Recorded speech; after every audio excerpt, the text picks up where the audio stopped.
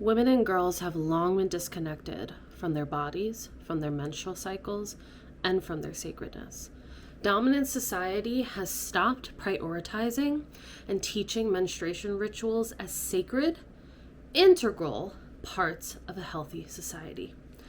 If a society doesn't value women and girls, why would they value what happens to our bodies, right?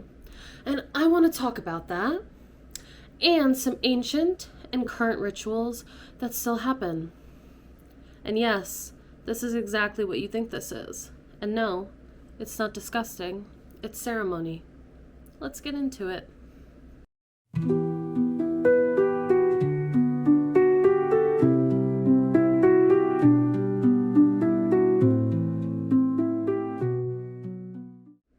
From the moment a girl gets her first period, society teaches her to do one thing: to hide it.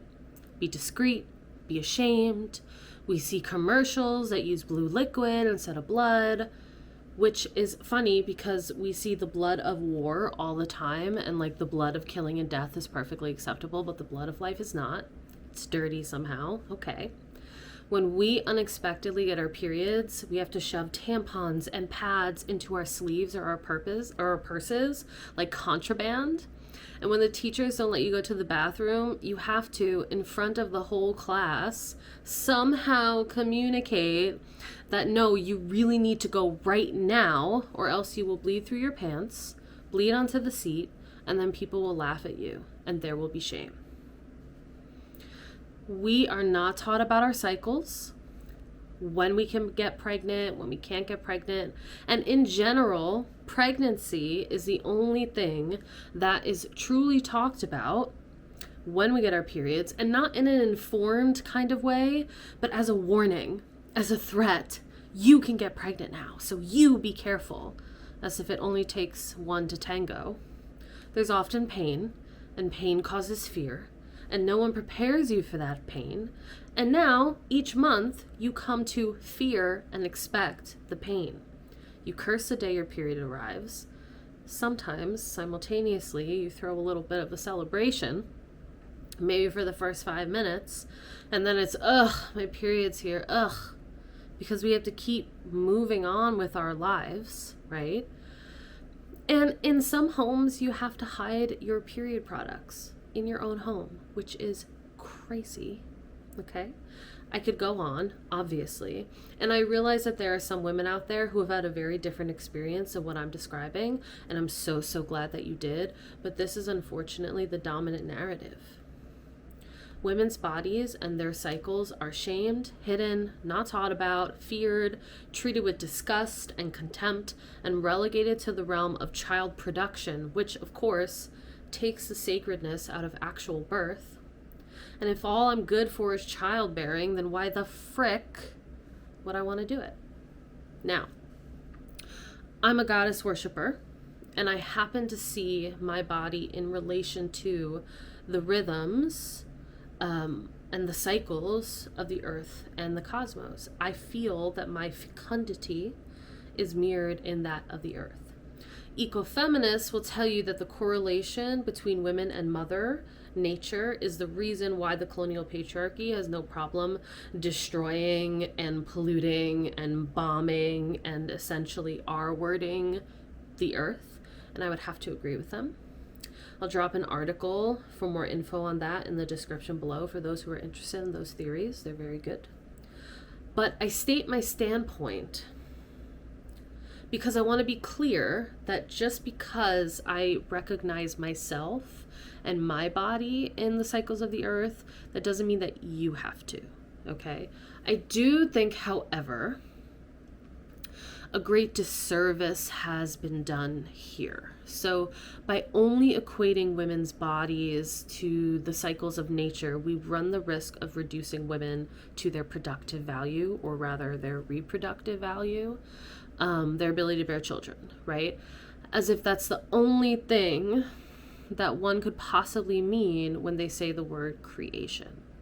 I say this because I think it's really easy to read some of these ancient menstruation and fertility rites and rituals, and even the ones that are still happening today, as reductive when I think that there should be a more nuanced interpretation of those things. So creation is creation. And we hold the container for creation, but in all of its forms, right? I mean, ideas, art, business, cooking, weaving, dancing, ritual, friendships, anything and everything is creation. Creation is artistic, and we are the artists. But I understand the women who reject these ideas, and I don't blame them. This is like a much bigger idea that takes a lot more fleshing out than this video allows for. But it is patriarchal to relate that creation, to relate these things, that creation is solely about childbirth. That leaves out women who can't have kids, women who don't want to have kids, women who can no longer have kids because they've gone through menopause, gender expansive people, trans and queer folks. I mean, this is a much bigger conversation, right? Creation is bigger than just childbirth. Creation is bigger than just childbirth, but childbirth is a huge piece of the puzzle. So because society so undervalues and hates women and their bodies, the colonial patriarchal society only sees us as vessels for birthing. And once we can no longer do that, we've expired. But I think we need to be a little more expansive here. So hear me out. Wait a little. Let me talk to you about the rituals first. Hear me out. Have an open mind. So once we begin to bleed, once we begin to bleed, we enter this portal of transformation. Okay. I just checked to see what was on my calendar, because sometimes I leave notes for myself like pay the rent, and I'm like, I don't know if I want pay the rent in my YouTube video, which I bet you could find it probably in like an earlier video. But I digress. Once we begin to bleed, we enter the portal of transformation. We enter the portal of life, death, and rebirth. Historically speaking, this portal is the woman's domain.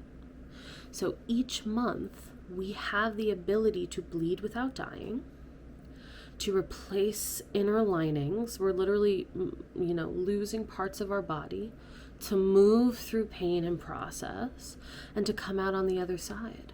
Of course they fear us. Of course they're afraid of us. Come on now. But this wasn't always the case, and that's what I want to talk about today. This wasn't always the case. And I want to talk about three separate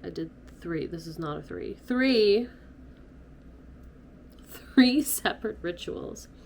I promise you there's nothing wrong with me aside from like the 3 cups of coffee that I've had today. So I'm working with that. But there are 3 separate rituals. One is from ancient Greece. One that was ancient and almost eradicated, but has been revived. And one that has continued in an unbroken line, but with Christian and settler colonial influences among the Yanesha people in Peru. So it's important to note that during the medieval period, like all over the world, and like before that too, society started to change. They became heavily influenced by monotheistic, male-centered religions, colonialism, patriarchy, this move away from agriculture to more of an industrial society. And this really, really changed women's social locations. So there's a great example of that actually from Japan regarding the Blood Bowl Sutra. And I've linked that below for those of you who are interested in more cultural context or like theoretical grounding, this kind of foundation for how and why our societies change their views on women. And to that end, I also want to briefly say that a lot of the menstrual ritual ideas that we have today talk about things like taboo and purification, and this idea that women can't touch certain garments or things or make food, that they have to be like swept away from society while they bleed. In some places they can't perform religious rites, for example. So I'm curious about this because at one point in time, this separation from society was a great honor. So women were required to rest, to be with other women, to be relieved of some of these more mundane burdens so that they could tend to themselves and to each other. We have an influx of religious, colonial, patriarchal ideas and a society change. How many of these menstrual practices shifted from sacred solitude and honor to dirtiness? But that's a video for another time. And it's also outside the scope of my particular scholarship. So if you are a menstruation rites and ceremonies scholar, someone who really focuses on that, maybe drop some links below. That would be so appreciated. It's something I'm definitely curious about, but it's not something that I'm heavily looking at right now. So if you've got the expertise, I would love to know more about that. But for today's video, I wanted to talk about when bleeding was sacred and the ceremonies around bleeding were integral to societal health and well-being. So we're going to start with Greece with the Arctia at Brauron. So I'm going to be reading a bunch of things that I'm going to link because I want to make sure that I get the information correct. And you try memorizing 7 pages of text and then get back to me. No actors are allowed to comment on that because I know it can be done. I've done it myself. But memorizing text as an actor and memorizing scholarship, I will argue, are very different things. So don't come at me. So back to the Arctia. Now there's a ton of scholarship, myth, and info around bears. Bear husbands, marrying the bear, having children with the bear, women's like coming of age rites with the bear, leaving her family to marry the bear husband. There are bear wives as well, men who marry the bear. I'm thinking of my own Sami culture and some Nordic culture. All of that significance, and I'll link 2 texts below so you can get more information on why a bear might be significant in this particular situation that we're going to talk about. But if I sit here and talk about the significance of bears, we're going to be here for a very long time. If you also have some bear mythology though, let me know, because I'm always curious about this and this like relation between ancient cultural traditions around the bear and this social media phenomenon of choosing the bear. Another video. So the Arctia took place in Artemis's temple at Brauron. And in a book called In Her Share of the Blessings, Women's Religions Among Pagans, Jews, and Christians in the Greco-Roman World, Ross Shepard Kramer seeks to talk about and expound and expand upon women's religious roles and identities in late Greco-Roman antiquity. Very cool book, highly recommend. I read it for one of my comp exams. So Kramer's book actually aids in recovering and reconstructing a wide range of women's religious activity. One such activity was the participation in seasonal festivals and rites of passage. So the reason this matters is because participating in religious rituals and festivals often provided women and young girls the opportunity to subvert societal norms. It gave them an outlet for activity and community involvement. And at the Temple of Artemis in Brauron, the Bear Festival, or Arctia, was held every 4 years. So young girls acted out this myth associated with the festival and participated in sacred rites, athletic games, and races. And a priestess wearing a bear mask instructed the young girls in a bear dance that signified that they were ready for marriage. So this communal ritual provided these young girls with an opportunity to have fun and behave wildly, marking their transition into puberty.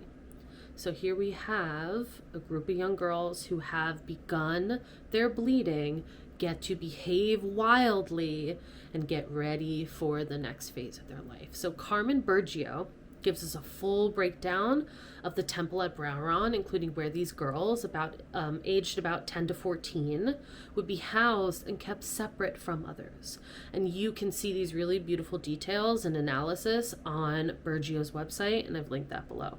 So Bergio says, and I quote, "An important feature of Artemis's sanctuary at Browron was that it is situated in an area of transition." So it's around all of these wetlands, and wetlands are transition zones. They are neither completely dry land nor entirely underwater. They have the features of both.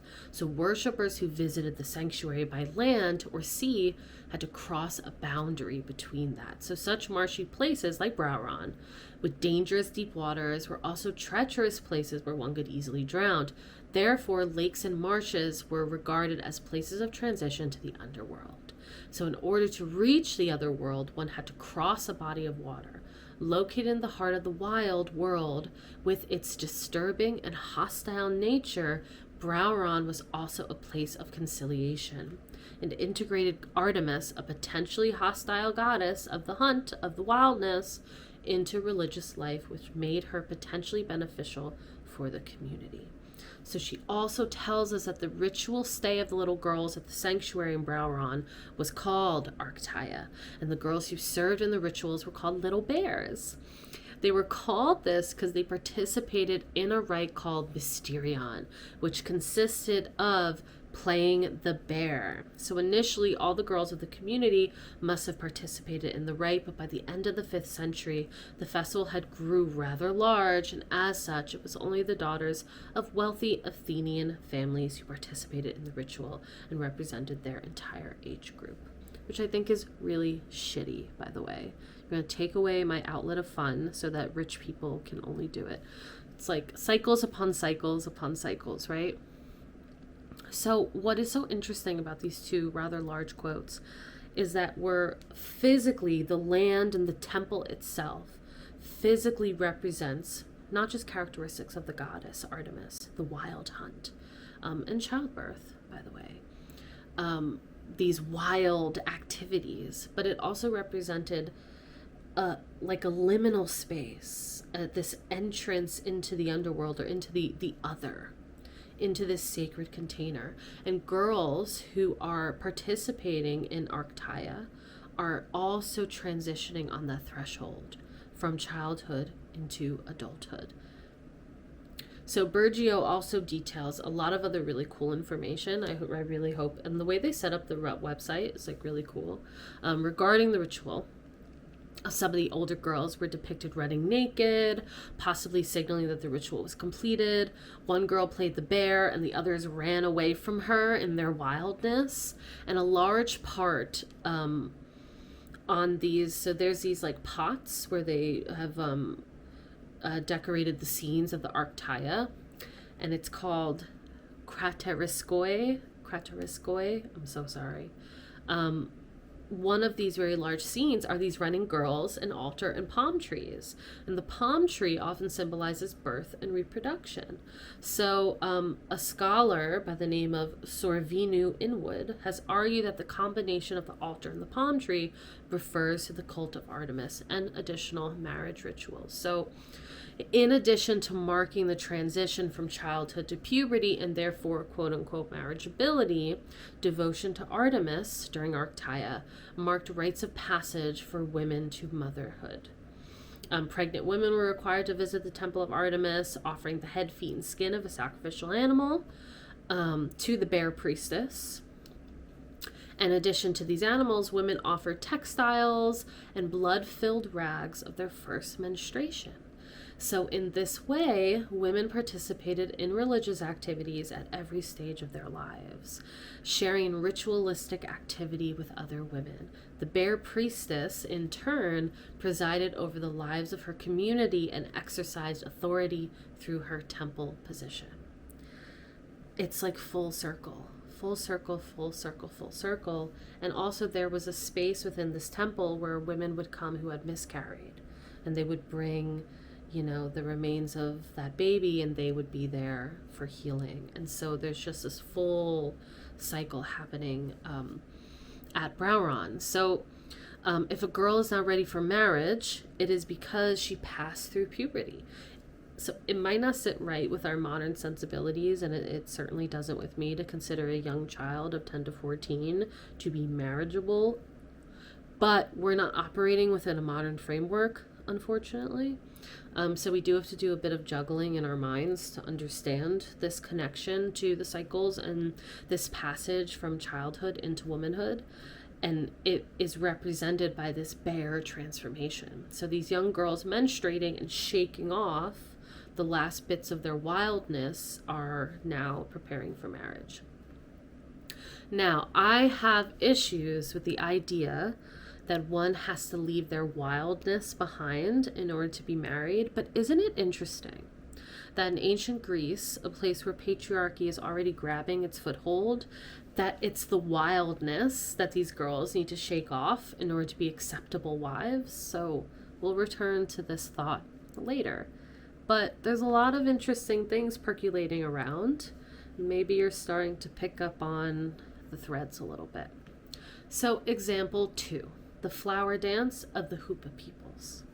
So thank Goddess for feminism, because one of the ways feminism is helping in this ongoing fight that many Indigenous people have against oppression, and many people in general have against oppression, and continued efforts towards cultural reclamation and self-determination, is through the reclaiming and practicing of women's and girls' rituals and ceremonies. So Kucha Riesling Baldi, in her book, We Are Dancing for You, Native Feminisms and the Revitalization of Women's Coming-of-Age Ceremonies, examines the resurgence of coming-of-age ceremonies, like periods and menstruation, for Native women in California.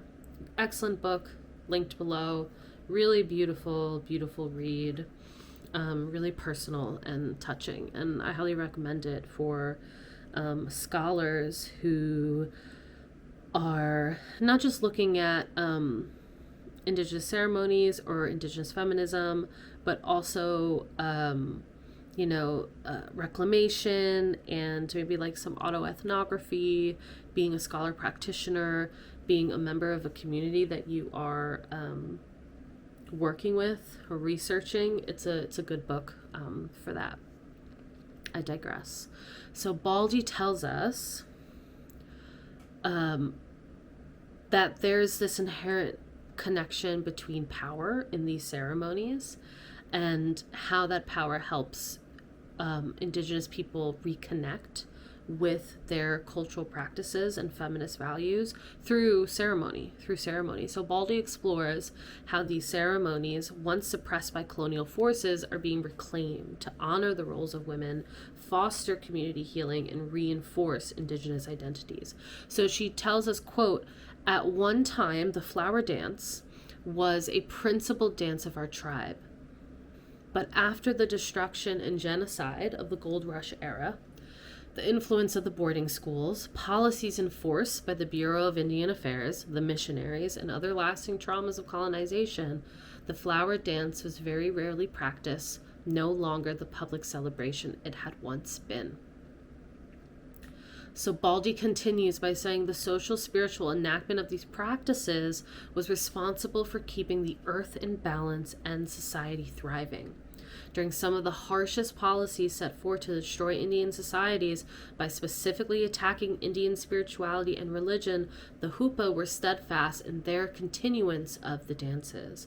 The women's coming-of-age ceremony was at one time an important public celebration of girls' first menstruation, but with the pressures of assimilation and colonization, Hoopa people could no longer perform this ceremony for each young woman who started menstruating. So I want to rename, it's public. The community is involved. This is not about shame. This is not about hiding away. It's not about keeping it secret. It's public, and it is a celebration. I continue the quote. Throughout the invasion of California, Native American women were targets of devaluation and conquest. exploitation, and exclusion. At a point, it became dangerous for Hoopa people to do this dance. There were old stories about miners specifically targeting young women in this dance by coming to the dance and taking the young woman to R-word her. They said it was justified. They said they were letting everyone know she was a woman now. Sorry. Which meant we were letting everyone know that she was ready to have sex, willingly or unwillingly.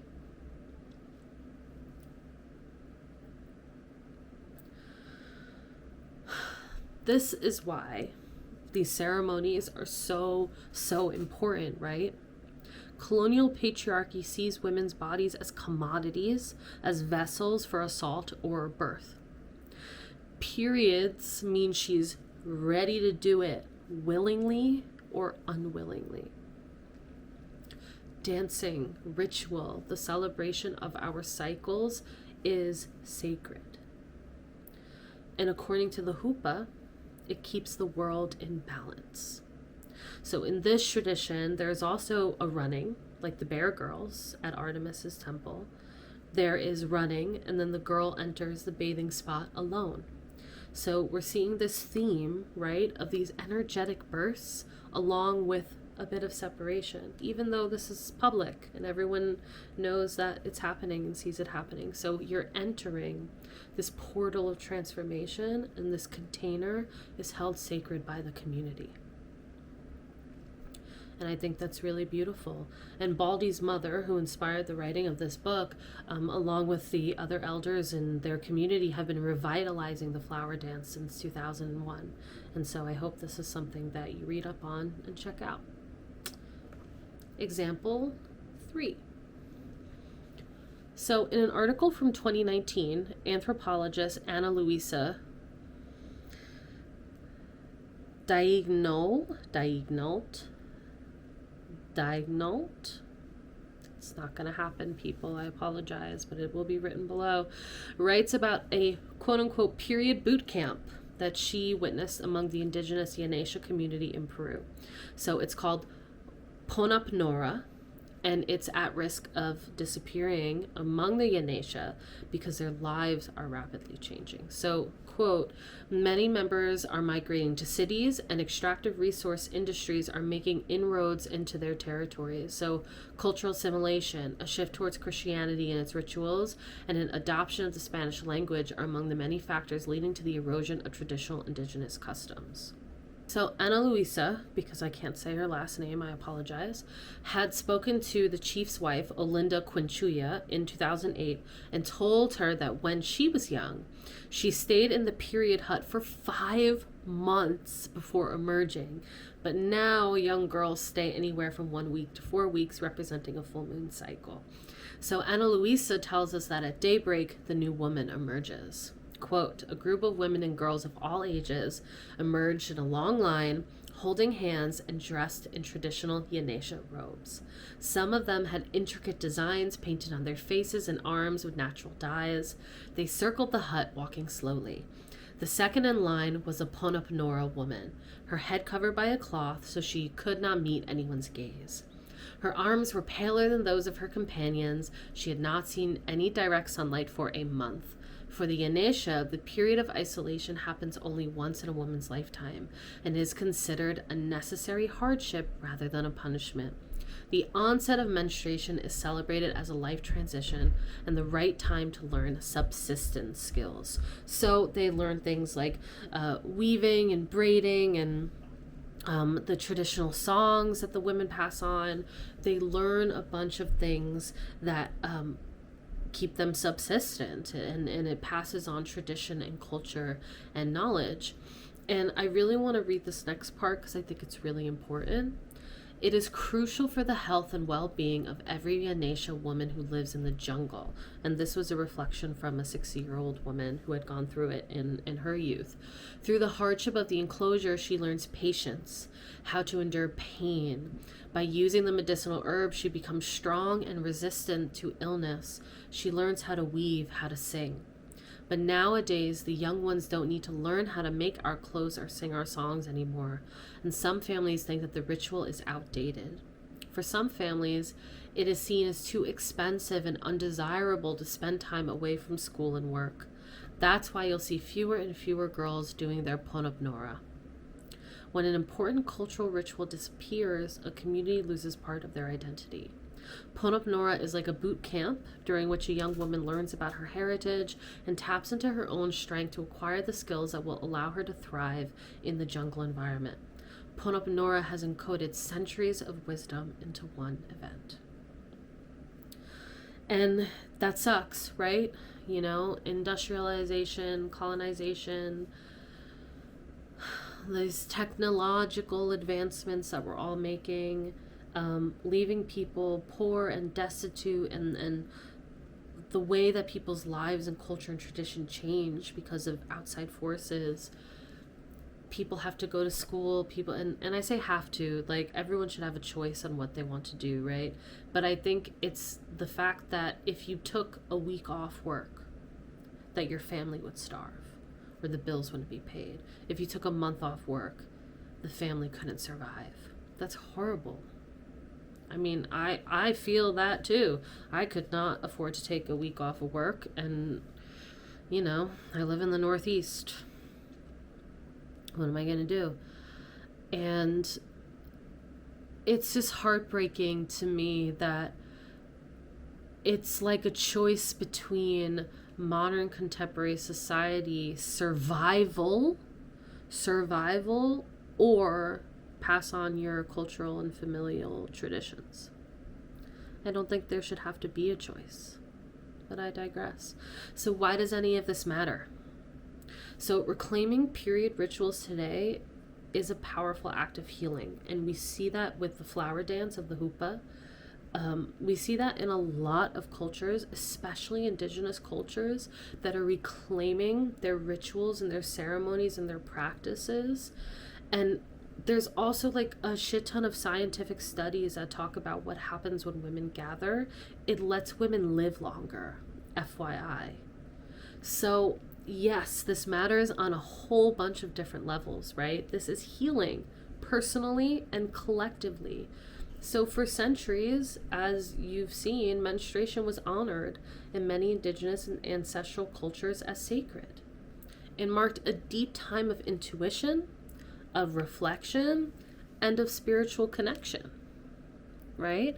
So by colonization, patriarchy, and Western medicalization, all of those things came in and they stripped menstruation of its sacred meaning.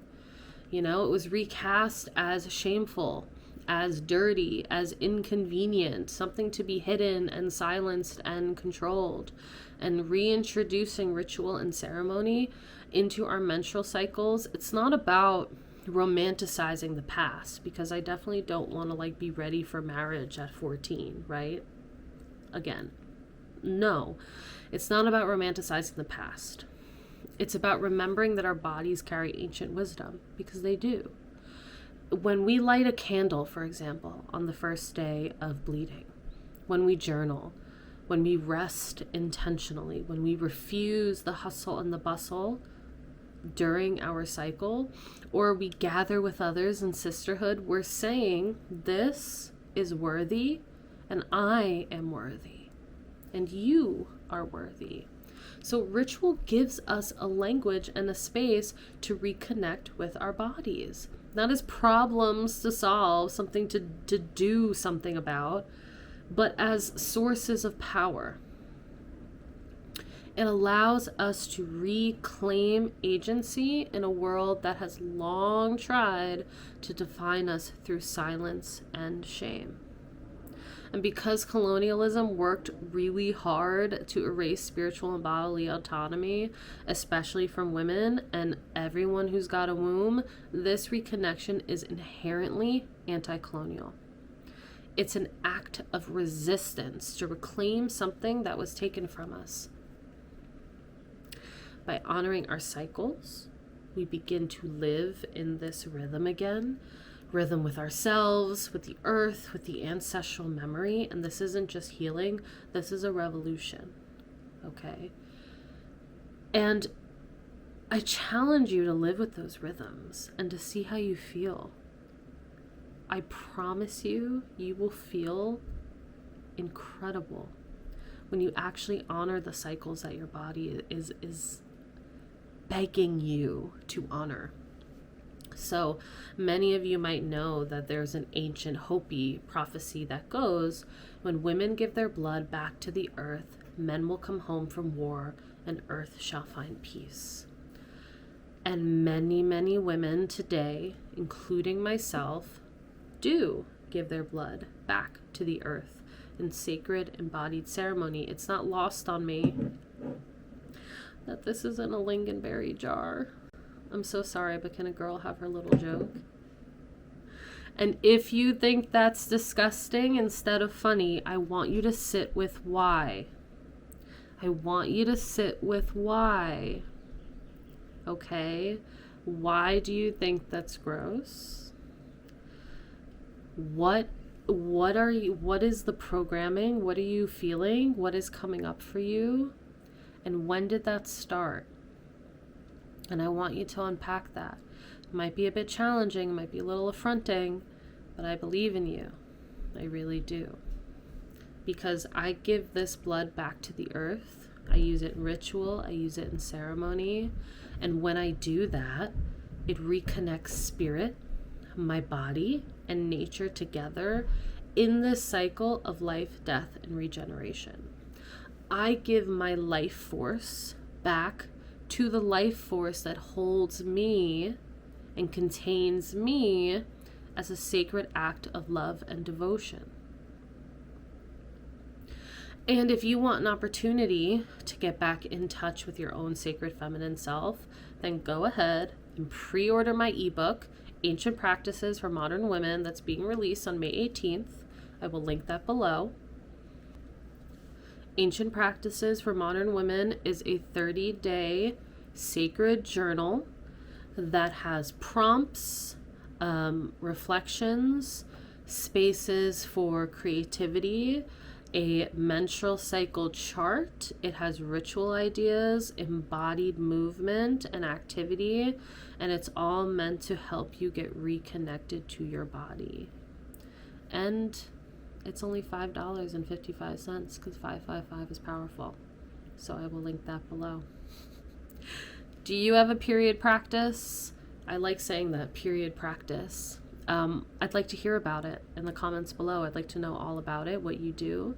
And if you enjoy videos on women's spirituality from a PhD researcher in women's spirituality, then hit the like and subscribe button, and I'll see you next time.